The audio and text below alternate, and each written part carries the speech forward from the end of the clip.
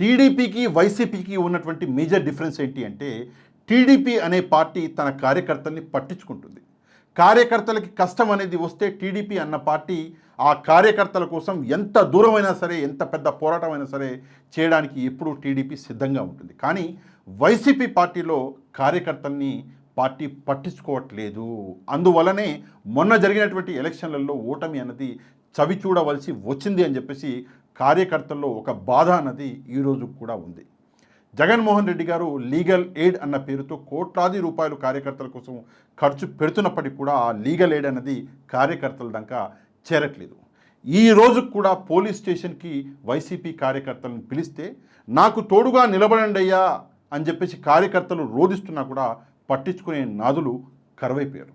ఎంత దారుణమైన స్థితులు అంటే ఈ రోజు కూడా పార్టీ కార్యకర్తలు కేవలం జగన్మోహన్ రెడ్డి గారి మీద ఉన్నటువంటి అభిమానంతో పనిచేస్తున్నప్పటికీ, ఒక్క రూపాయి కూడా ఆశించకుండా పనిచేస్తున్నప్పటికీ నిజంగా ఆ కార్యకర్తలకి కనీస గౌరవం పార్టీలో దక్కట్లేదు. కార్యకర్తలకి కనీస విలువ అన్నది పార్టీ ప్రధాన నాయకులు ఇవ్వట్లేదు. అంటే దీనికంటే దుస్థితి పార్టీలో ఇంకోటి లేదు. దయచేసి ఆ నాయకులందరికీ నేను చేసే రిక్వెస్ట్ ఒకటి ఏంటంటే కార్యకర్తల్ని పట్టించుకోండి.